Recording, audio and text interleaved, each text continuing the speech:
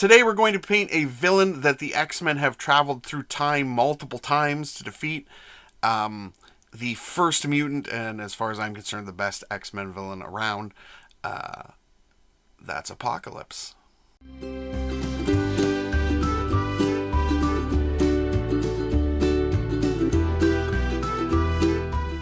Hello and welcome to another episode of Blastercaded Painting. I know some people will disagree that Apocalypse is the best X-Men villain of all time. I get it.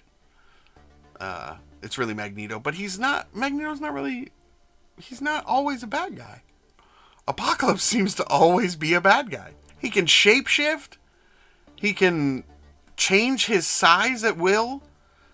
He can just turn his hands into guns. He's huge. He's awesome. So let's have some fun and paint up Apocalypse now. First thing I did was give this guy a spray of a dark olive color just as a prime. And then I moved on to deep gray here. Now this is going to go all over his legs, his arms, his midriff, his head.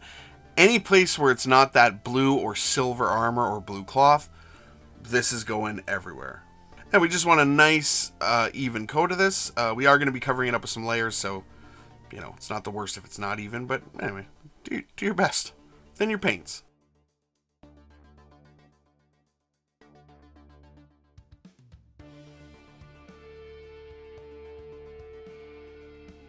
Most of my knowledge of Apocalypse is from the X-Men cartoon show, he's awesome in it, but whoever they got to do the voice of him is the best. It's like the best voice acting for a character back then. I don't know what it is. I don't even know who it is. I just always remember his it's like a deep rumbling voice. But anyway, let's keep painting. Next, we're taking some Imperial Navy here, and this is going on the blue. I feel like I heard somebody say that's called a tabard. A tabard? I should probably have looked up what that's called, considering how many of them I have painted. Anyway, it's going all over there. And we're going to take some metallic blue here. Now, this is sort of like a pale metallic blue, but in the end, it's going to look the way we want. This is going over any of the armor pieces that he has that are going to be blue. And even some of the spots that are going to be silver later, we can just paint over with the blue now, and it'll give us a good base for the silver. But anyway, I did thin this down with some water, and I did 2 coats of it just to get an even coverage, because metallics over dark sometimes don't work that well. Next, we're hopping back to our Imperial Navy because I forgot something. We just got to put the blue on the back and top of his head. He's got like these 2 almost pointed parts that come down and these spots that would cover what I guess would be his ears. Anyway, just on there. Next, we're taking some deep gray and some ash gray, and we're going to do up our first layer on his, I don't know if it's skin. His pants or legs are the same color as his face. I guess it's skin. Anyway, it's going on there. So we just want to stay away from the recesses and just bring up that color. And we do want to be careful and give extra attention to his face. It's pretty much the focal point of the miniature. So just take your time and go through and bring it up.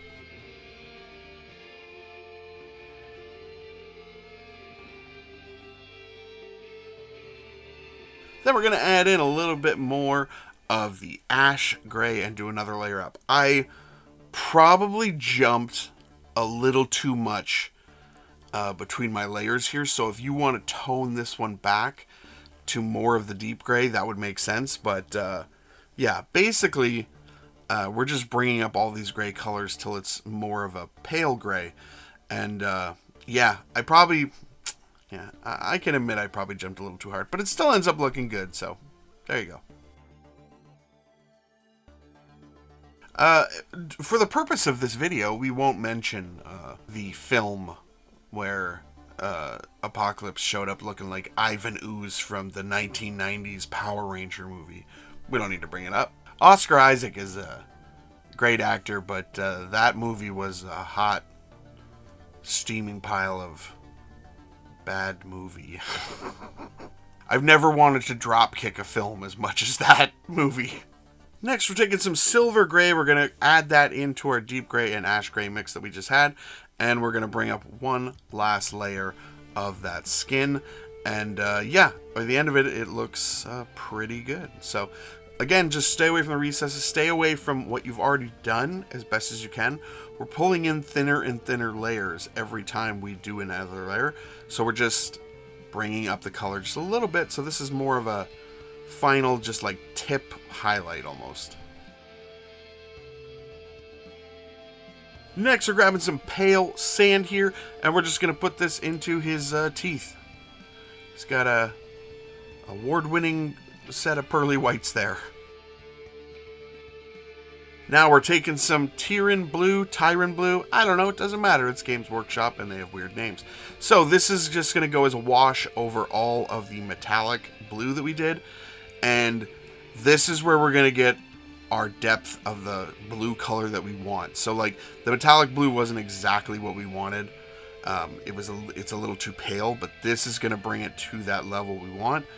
And we don't want it to pool too much, just enough in the recesses.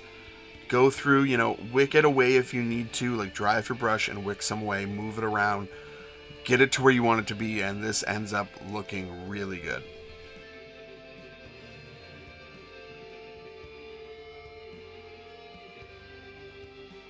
Next, we're taking our Imperial Navy and we're going to add in some Sky Blue and do our first layer up on his tabard, if that's what it's called. I refuse to look it up. And also, obviously, the top of his head as well. So, same process we always do. Stay away from the recesses. Bring the color up on just the raised areas. So those recesses are still the Imperial Navy or Imperial Blue or whatever. I can't even remember what it's called now. I just read it. Anyway, bringing up that color. Now, we have added in more of that Sky Blue, and we are doing our next layer up. I'm going to just quickly add here. Monument Hobbies Pro Acryl using just like very simple paint names is really awesome. I don't have to worry about saying Tyran Blue or Murder Scene or Skeleton Horde, but anyway, we're bringing up all this color with our last layer of blue here, and this is really going to make that blue pop out at you. And we do have to get this last blue layer on his lips as well. We didn't have to layer these up at all because they're very thin, so we can just go in with the top highlight color like we're doing here, and just go in, take your time, and get the blue on his lips. Now you'll see that the blue doesn't show up as well because how white his teeth are, but we're going to fix that. Speaking of Skeleton Horde, here it is. We're going to put this into his teeth. So you see I put it in pretty thick there, wick off my brush, go back in, and use the dry brush to pull it out and just move it around. And then we got some really nice defined teeth. Next, we're taking some plate mail metal here, and we're going to go through and do all the silver details. So he's got the A symbol, these little rivets. He's got a little spot on his boots that's supposed to be silver. There's some spots on his gauntlets, or wrist guards, I guess they are. And also all over his belt and the cables that connect his arm to his back. So I did check my reference photos quite a bit for this. Definitely look at the box art, look at the art online, and find out where that silver should be, because it basically just breaks up all the blue, and it does look really nice. We also want to pop this on the seams that run down his legs there as well. Next, we're taking some pure red here, and we just want to, carefully as we can, dot in his eyes with this, and then the eyes are done. We don't have to do anything else to him. Next, we're taking some desert yellow, and I normally don't show how I paint bases because I have a video on painting my MCP bases, but this one's different. So we're just going to pop on some desert yellow. Basically, I'm just going to make it look like deserty, Egyptian-y sort of. Then we're taking some soft tone here, and we are going to use this as a wash on all of the silver details we did. So if you look at the box art, it's kind of an aged silver, and I swear I feel like they used thinned out soft tone on it. I'm not going to thin mine out too much. I want to make it look fairly aged. But yeah, this is going on all of the silver details we painted. And again, don't let it pool too much. Move it where you need it to be. Wick off your brush, wick off some of the wash, practice going through and removing paint as much as you practice putting it on sometimes.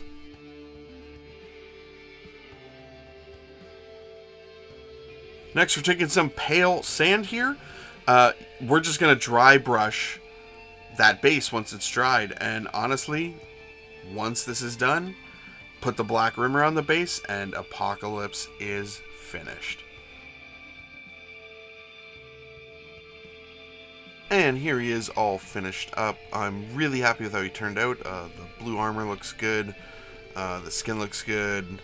Yeah, such a cool miniature. Very happy with the outcome.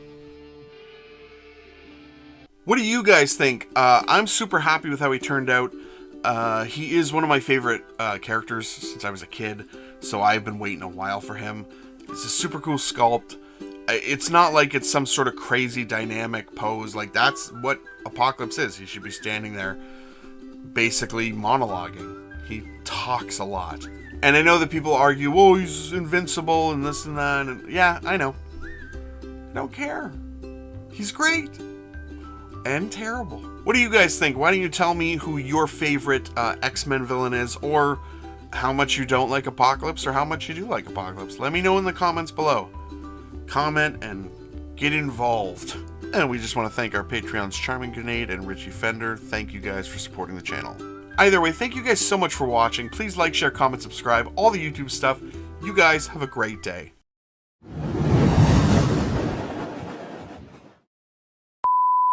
Oscar Isaac is a great actor and all, but if I could fist fight that movie, I would.